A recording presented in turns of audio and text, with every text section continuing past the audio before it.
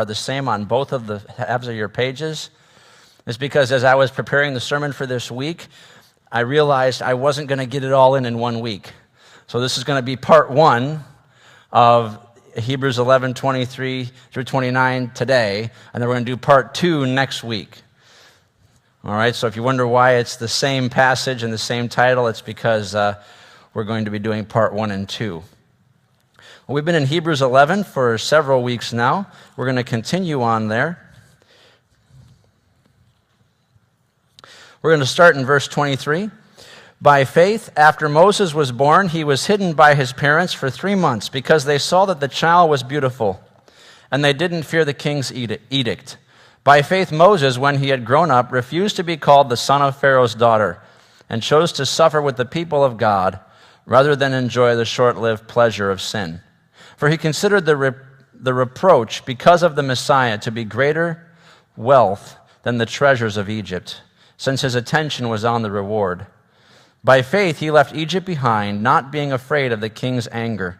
For Moses persevered as one who sees him who is invisible. By faith, he instituted the Passover and the sprinkling of the blood, so that the destroyer of the firstborn might not touch the Israelites. By faith, they crossed the Red Sea as though they were on dry land. When the Egyptians attempted to do this, they were drowned. So Moses is quite possibly one of the most famous individuals throughout history. Matter of fact, Moses is the primary picture of leading people to freedom. He has been used by cultures, by religions, by many people throughout the world as an example of what a person could do or should do in leading people to freedom. So here we have this passage in Hebrews 11 on men of faith. And Abraham gets the most verses in the passage, but Moses is a close second. When we look at the life of Moses, we start to understand why he is here in Hebrews 11 and why he is mentioned as a man of great faith. But what I think is interesting is where God starts out. Because what does he say? By faith, after Moses was born, he was hidden by his parents for 3 months.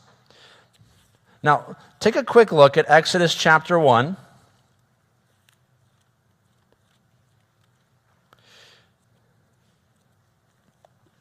A quick look at Exodus chapter 1. And let's start in verse 8. So, get a little context here of the story.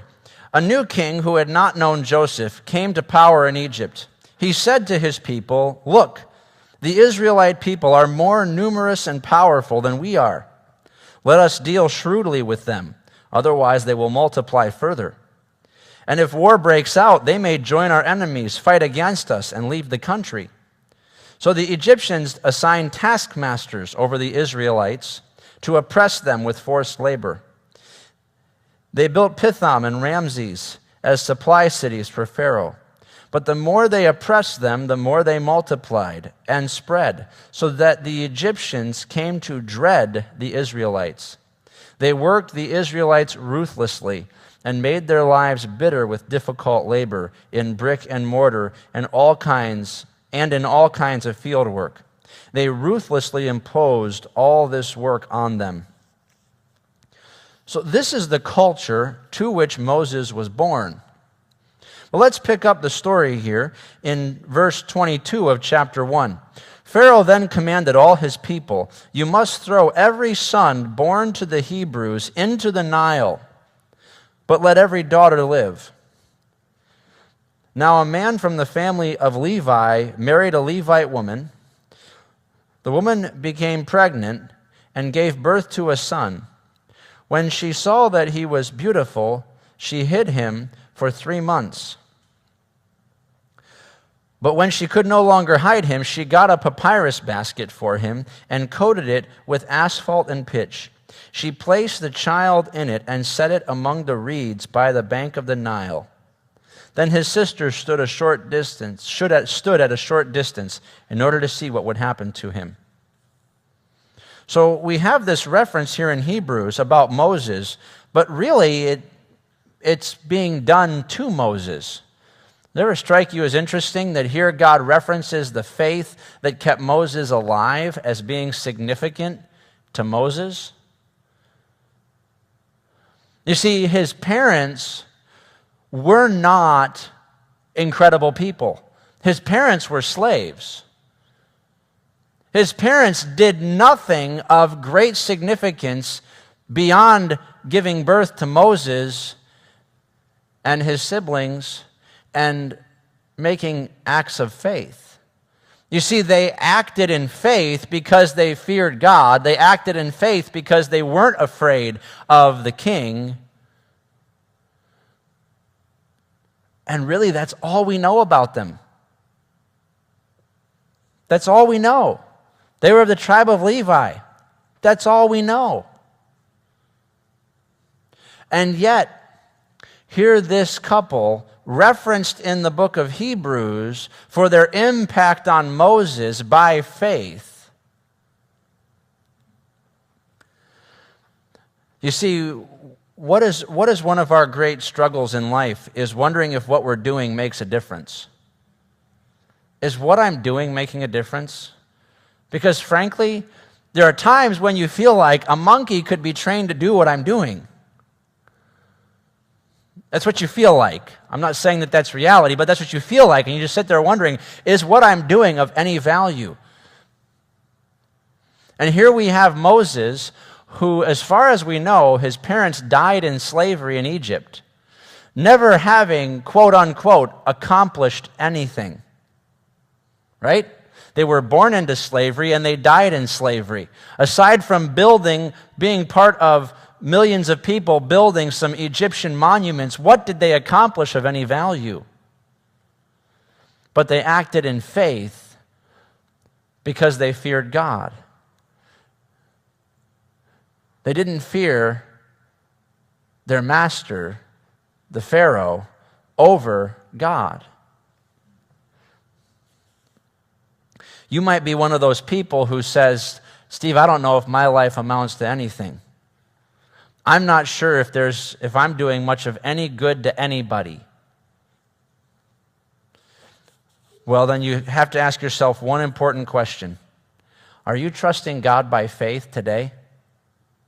Because if you are, you are participating in what is the most important action that you could ever participate in all of your life.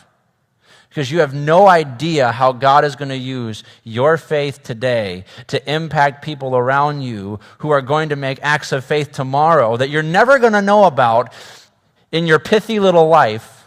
I'm not picking anybody here, all right? Acts of faith that you're never going to know about, that you're not going to know what happens. You're not going to know on this side of heaven what your faith did. But God uses acts of faith. And it's referenced in Hebrews as having an impact on Moses, and not just because he was alive.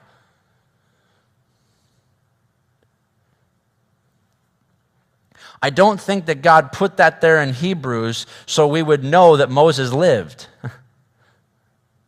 I think he put that in Hebrews to make a powerful statement to you and I about the impact of the choices that we make today that are honoring God instead of honoring men. Because his parents weren't afraid of the men. And you know what? When you and I make choices that put God above men, people around us are impacted by that faith. But God doesn't just tell us about Moses' birth. He tells us about his growing up, right? Because he says by faith, verse 24 of Hebrews 11, by faith, Moses, when he had grown up, refused to be called the son of Pharaoh's daughter.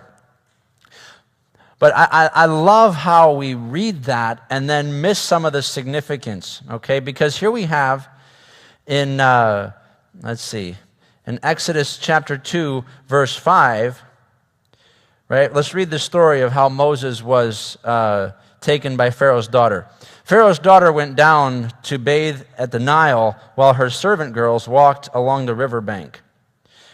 Seeing the basket among the reeds, she sent her slave girl to get it. When she opened it, she saw the child, a little boy, crying. She felt sorry for him and said, "This is one of the Hebrew boys." Then his sister said to Pharaoh's daughter, "Should I go call a woman from the Hebrews to nurse the boy for you?" "Go," Pharaoh's daughter told her. So the girl went and called the boy's mother. Then Pharaoh's daughter said to her, "Take this child and nurse him for me, and I will pay your wages." So the woman took the boy and nursed him.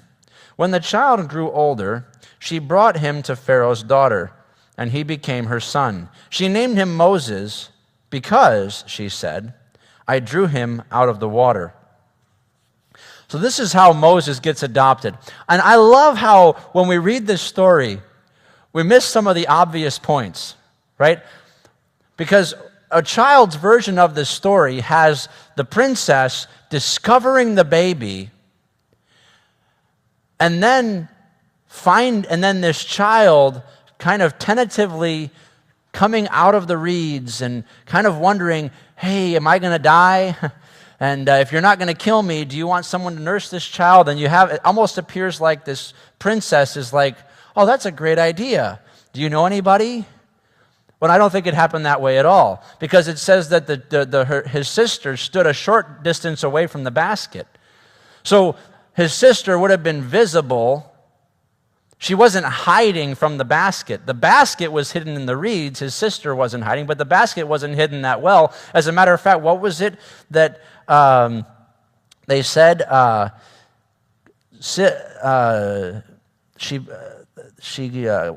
She could no longer hide him. She got papyrus in a basket and coated it with asphalt. She placed the child in it and set it in the reeds by the bank of the Nile. Then his sister stood at a distance in order to see what would happen to him. So the point wasn't to try and hide the baby so no one could find him. The point was to see what would happen when they put this child here they could no longer hide. So Pharaoh's daughter comes out, which was they expected somebody from the royal family to come out. They placed the child here on purpose. This wasn't an unintentional random placing in random reeds anywhere along the Nile, because who cares? They placed this child on purpose in this area and had his sister stand nearby the basket so that she could report what happened when the child was found. And by the way, the Egyptians worshipped the Nile, so the Nile was the source of all life in Egypt. It was I think it was the second highest god in Egypt. Behind the sun god was the Nile god. So when Pharaoh's daughter comes out to bathe in the Nile, she's taking advantage, being a part of royalty, that she gets to go to this exclusive spot in their god and take a bath. Like this is probably somewhat ritualistic. There's probably a level of worship from Pharaoh's daughter as she approaches to bathe in their God. But in this process, she sees this basket that was not put there on accident, that wasn't randomly placed so she wouldn't find it. She sees this basket that was placed on purpose so that somebody from the royal family would see this basket and have to call out for it. And so she calls out and says, "Go get that basket." And in the process of seeing the basket, she sees the little girl there. So the girl's not hidden from her. She's right next to the basket, waiting to see what's going to happen. The basket gets pulled out, and Pharaoh's daughter immediately knows this is a Hebrew boy. But I feel sorry for him. I want to adopt him. Don't you think immediately she would know that girl was the sister of this baby? Like, who else would stand there in the Nile near where the royals went to bathe? This wasn't on accident. She sees this girl. She has to know it's his sister. But because she can't, remember, all the Hebrew baby boys were supposed to be killed. So she has to have a level of decorum in this. She can't say, go call his mother, even though she knows it's a Hebrew baby. She wants to adopt this baby. So now this baby is no longer Hebrew. It doesn't matter where its origin is. She, as part of the royal family, wants to adopt it and says, go get someone to nurse this baby, because even though it's a Hebrew baby, now it's just a baby. It's no longer Hebrew, it's Egyptian. I want it. So she's not interested in whether or not it's the mother. She doesn't care, but she has to know this little girl, who must be the sister, is going to go get her mother, who's already been nursing this baby, who's ready to nurse, someone who is lactating so they can nurse a baby. None of this happened by accident. Nobody was shocked. But what happened was Moses' parents made a step of faith because they feared God, and in the process, God used the compassion of Pharaoh's daughter to keep Moses alive and to allow Moses to be weaned by his own parents, nursed and weaned by his own parents. So what happens then? Moses' mother brings Moses to Pharaoh. Now, this is an incredible thing here, because you realize that Moses' mother, even though she was a slave, would have been privately employed by the royal family during the time of nursing this child, nursing her son. She would have most likely been relieved of most of her slave duties because she was under the employment of the daughter of Pharaoh, being paid for her labor. So then, when the labor's done, which I'm going to guess stretched on as long as humanly possible, Pharaoh's daughter says, the time's right, I will take my child that I have paid for raising. And so Moses goes to live. You realize that Moses is never going to remember any of this, except that the knowledge that he was adopted, and everybody in the whole royal family would know he was adopted. So he goes to live with Pharaoh's daughter. Now, interesting little fun fact, if you do a little research on the history of Egypt, the royal family did not all live in the same household, and they didn't always get along, even when they didn't live in the same household. As a matter of fact, the way that this worked back in ancient Egypt was that the father would have the heir to the throne living with him, and then he would send off his other children when they were old enough to live elsewhere so they wouldn't be a threat to the heir to the throne. He would build palaces, cities for them. Like they were not insignificant little places to live, but he would send them off to live like royalty away from the heir to the throne, so there was no danger to the heir to the throne. So Pharaoh's daughter probably did not continue indefinitely living near Pharaoh. She probably lived somewhere other than the royal palace, in one of the other royal palaces, not the one that the Pharaoh was at. But Moses would have been brought up in a royal palace built for royalty, given the best of education that could be bought, because at this time, Egypt was still quite possibly the most powerful nation, maybe arguably the most powerful nation in the world. So he would have gotten the best of education in literature, in writing, in reading, in war, in mathematics, in medicine. He would have gotten the best possible education that there was. But the whole time, he would have known, and I'm sure that there are those within the royal family who would never let him forget that he was adopted, he was not naturally born. So even though he got all of this stuff, there's nothing he could do about it. He was just going to live his pithy little life out as a subpar member of the royal family, because after all, he was just adopted. So don't you think at some point as he's growing up, Moses would have gone to his mother and wanted the story of his adoption? being told by the other kids, by the other people around him, by those who were mean and cruel and not interested in how he felt about it, but just wanted to let him know that they were putting him in his place, that he would go to his mother, maybe crying, maybe upset, maybe wondering, what are they talking about, Mom? Why are they telling me I'm not really part of the family? So don't you think that at some point she would have told him the story of how she found him in the Nile? Now, granted, she would have spun it in the way that she wanted to tell it, but she would have told him the story. She would have told him how she hired a Hebrew to nurse him. Whether or not she said it was his mother, I don't know, but don't you think he could have made a logical connection? But here Moses is getting the best of the best. Like, he is, like, okay, you know how it's really difficult to get into certain universities in the country, right? Certain universities are so difficult to get into that it doesn't matter if you have a 4.0 or a 4.0 GPA. It doesn't matter. Matter of fact, every student in there has a 4.0 GPA. Unless you're one of the few people who know somebody or who are born into a certain family that your family chooses where you get to go to school, and because of how much money they have in that school, the school has no say in whether or not that you're going to go there. Right? So imagine Moses being part of Pharaoh's household. There was absolutely nothing that was beyond his reach and beyond his desire.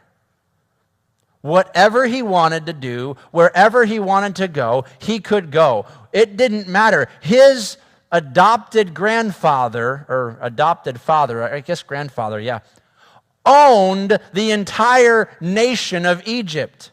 Remember, because when Joseph, generations before, Joseph had set the grain aside for 7 years of plenty because there was going to be 7 years of famine, and the people in the 7 years of famine went to buy food from Pharaoh, and the people ran out of money. Remember, they gave their livestock to Pharaoh, and then they ran out of their livestock, and so they gave their land to Pharaoh so that they could live, because they had nothing with which to buy the grain so they could survive. And it says that in the end of that story, and so because of Joseph, Pharaoh owned all of Egypt. So for the next generations, Pharaoh literally owned the entire land. There was no land ownership, there was just citizenship. Everybody served Pharaoh because he owned the land that they walked on, lived on.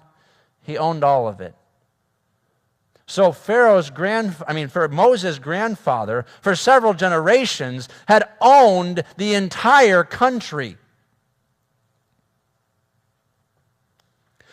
He could have done anything he wanted, and it wouldn't have mattered. He could have gone anywhere he wanted. He could have married anyone he wanted. He was in a position where money wasn't even an object. It wasn't even a thought, because there was no need for money. He owned it all.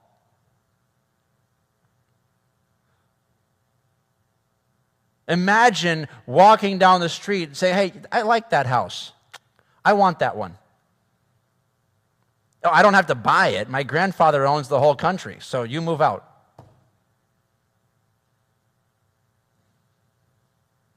That's the authority level that Moses grew up in.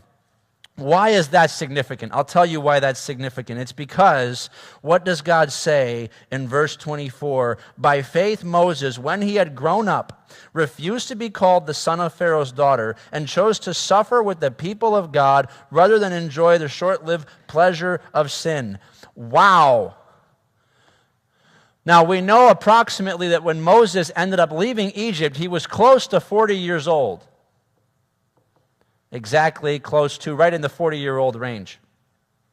Maybe exactly, but regardless. Moses was about 40. So this would have been well into his 20s, maybe sometime in his 30s, but after having had the fun of life, after having experienced the best of everything, after having gotten whatever he wanted because he simply said, I want it, because his grandfather owned everything that he saw, so he could take whatever he wanted, and this was the pattern that he saw around him from everybody that he lived with, because they owned the whole country.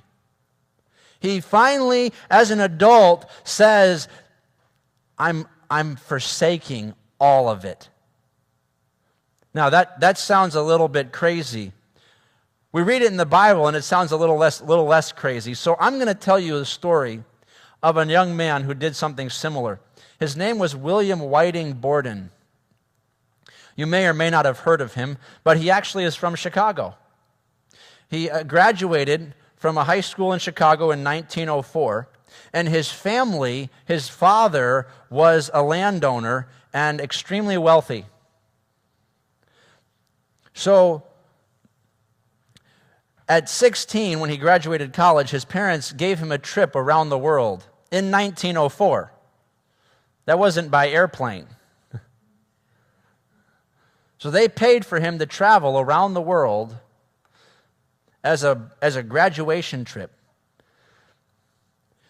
So he saw a lot of hurting people and felt a burden for them. And finally, he wrote home that he wanted to be a missionary. So his family was just aghast that he would actually be interested in this. But he knew that he wasn't ready to be a missionary at 16.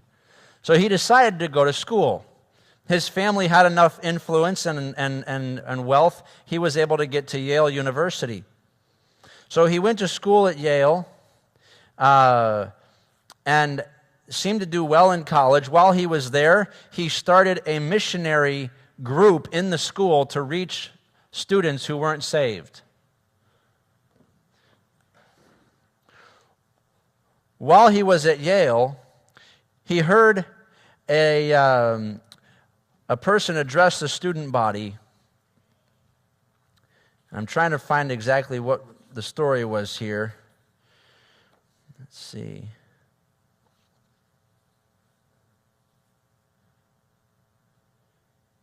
Okay, so he heard a convocation by the university president about the students that needed to have a fixed purpose. And so he wrote down after that speech that the president, he said, neglected to say what our purpose should be and where we should get the ability to persevere and the strength to resist temptations. So here Borden hears this speech on how young people need to have a fixed purpose and a drive to get to where they're going. And he says, but he didn't give us any direction. So he starts this prayer group at Yale University trying to reach out to students. William intentionally made his goal to find the hardest to reach students so that he could tell them about Christ. And then finally, he felt that God was leading him to witness to the Muslim Kansu people in China. And so he set his sights on that goal. I'm going to shorten the story up here because I just realized we're past 12. But here's the story. William left, he graduated Yale, he went to seminary, finished seminary, and left to go to train to share Christ with this Muslim Kansu people group. What do you think he would need to share Christ with them? He would need training in their language, their culture. So he found what he deemed to be a safe place to go and learn this. So he went to northern Egypt to learn. While he was in northern Egypt, which by the way, in this process I forgot to tell you, his father cut him off when his son moved to Egypt. He said, if you're going to make that choice, you will never work in my company. It was all fun and games until the decision to move came. And when he went to move, his father said, you are cut off. You will never work in my company. You can have your I can set aside what you were supposed to get as far as being part of the family, but you're never going to work for me and participate in the company. So he went to Egypt, and while he was there, he got cerebral meningitis and died.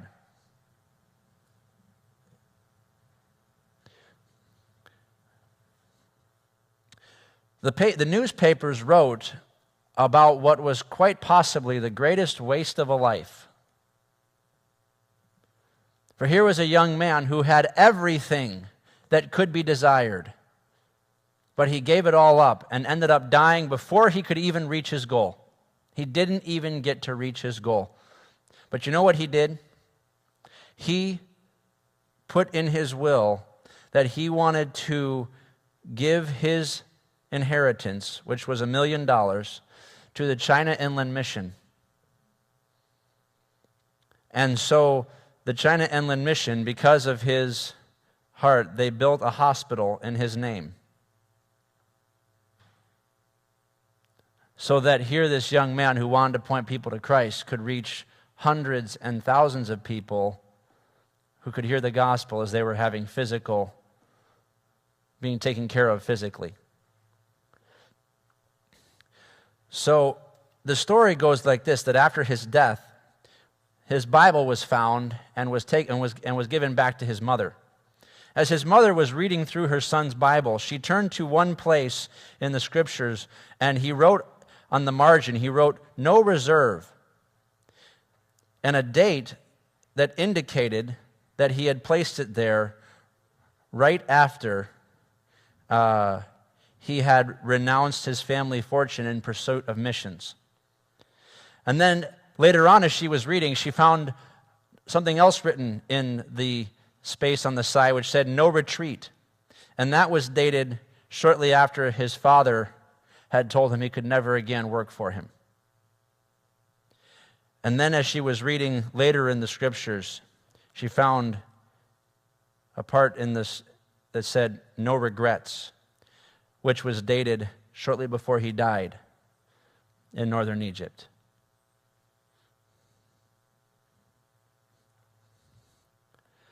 When you think of what William Borden gave up,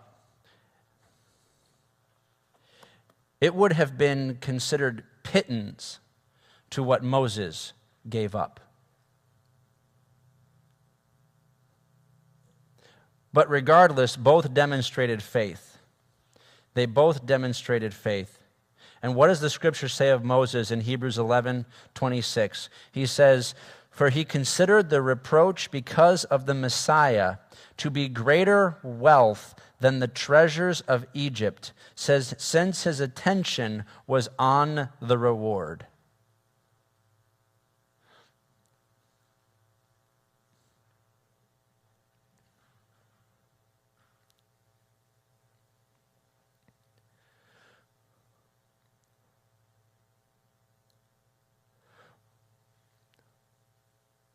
What's your reward? What's your attention on? And what are you willing to take reproach for? Because you can't have two end goals and accomplish both of them.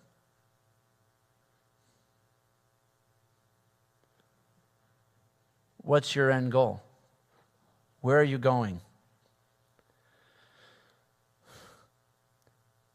Can it be said of you that you considered the reproach because of the Messiah to be greater wealth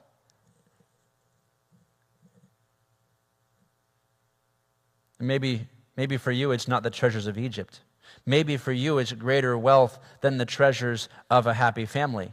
Maybe to you it's greater wealth than the treasures of a life well lived. Maybe to you it's greater wealth than a good retirement. Maybe to you it's greater wealth, and I don't know. There could be so many things, but are the reproaches of the Messiah greater wealth to you than whatever it is that you know you could have? Because your attention is on the reward? That the Messiah is greater? You see, Moses had eyes of faith. He was persevering beyond his circumstances, and it had nothing to do with what he could see. It had to do with what he believed. He believed that the reproach of the Messiah was greater than anything else he could have, because he could have had anything.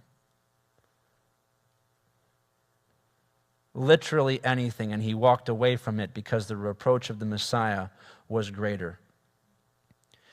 You know, I believe that there are people in this room who in heaven are going to be sitting next to Moses, having exercised the same level of faith. Because there are people in this room who have walked away from what you knew you could have or should have had, because you said in your heart, the Messiah is more valuable to me than what I could have had. But I'm sure there are also people in this room who are still in the place of wondering if he's more valuable. And it just comes down to, what are you going to choose? It's a daily choice.